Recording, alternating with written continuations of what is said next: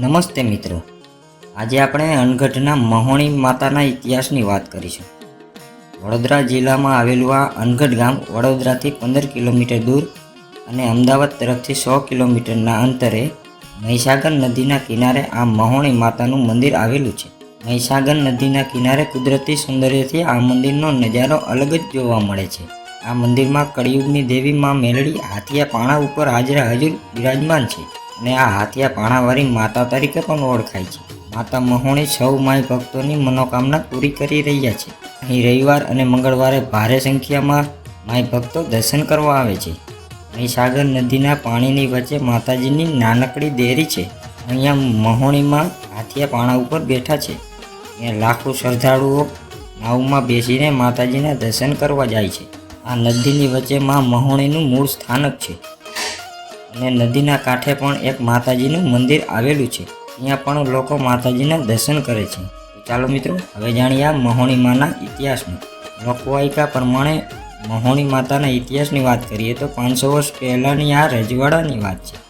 તે સમયે અનગઢ ગામ ગોહિલ દરબારોનું રજવાડું કહેવાતું. મહીસાગર કાંઠે વસેલા આ અનગઢના સામા કાંઠે મુસ્લિમો રહેતા હતા. તે સમયે મુસલમાનોએ વાટકી વ્યવહાર, દીકરીનો વ્યવહાર ચાલુ કરવાની વાત કરે છે. એટલે ગોહિલ સમાજને તે વાતનું ખૂબ ખોટું લાગે છે. એટલે ગોહિલ સમાજે સામા કાંઠે રહેલા તમામ મુસલમાનોને ખતમ કરી નાખવાનો પ્લાન કર્યો. પછી તો ગોહિલોએ સામા કાંઠે મુસ્લિમોને આમંત્રણ આપ્યું અને લોકોને વાન લઈ સામા કાંઠે લાવવા મોકલ્યા. પછી તો નાવિકો મુસલમાનના ભાઈઓને નાવમાં બેસાડી મહીસાગર નદીમાં અધવચ્ચે પહોંચ્યા અને તેમના પ્લાન પ્રમાણે બધા નાવિકો પોતપોતાની નાવમાંથી પાણીમાં કૂદી ગયા અને ભાગી ગયા. અને આ કાંઠેથી ગોહિલો નાવ લઈને ગયા અને બધા મુસલમાનોને ઘેરી વળ્યા અને બધા જ મુસલમાનોને ઘેરી બધા જને ખતમ કરી દીધા. છેલ્લે એક નાવમાં મુસલમાનની એક નાનકડી બાળકી રહી જાય છે. પણ ક્રોધે ભરાયેલા ગોહિલો તેને પણ તલવારનો ઘા ઝીક્યો.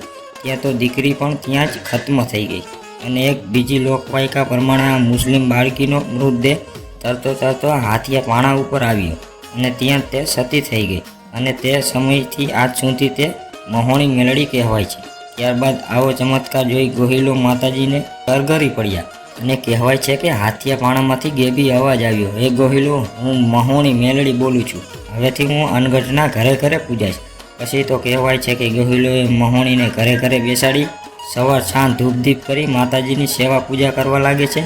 પછીથી દર વર્ષે અનગઢ ગામના લોકો મહોણી માતાનું નિવેદ કરે છે અને માતાજી મહોણી સૌની રક્ષા કરે છે. માં મેલડીને લીલા કરી પરચો બતાવવો હશે એટલે માં મેલડી આવી લીલાઓ કરે છે. તેથી માય ભક્તોની અતૂટ શ્રદ્ધાઓ રહે છે અને અત્યારે તો દૂર દૂરથી ભક્તો માતાજી મહોણીના દર્શન કરવા આવે છે અને દર્શન કરીને આનંદમય થઈ જાય છે. અને નદીના વચ્ચોવચ્ચ એક પાણા ઉપર માતાજીની નાનકડી દેરી આવેલી છે. ત્યાં માતાજીનું ફૂલોથી નામ મહોણી લખવામાં આવે છે. એ પણ ભક્તો માતાજીના 5 રવિવારની માનતા રાખે છે. તેનું માં મહોણી ચોક્કસ કામ કરે છે. તો મિત્રો, ક્યારેક સમય મળે તો તમે પણ આ મહોણી માતાના દર્શનનો લાવો લેજો અને આવા જ માતાજીના ઇતિહાસ વાર્તાઓ જોવા અમારી આ ચેનલને સબસ્ક્રાઈબ કરી લેજો. ધન્યવાદ.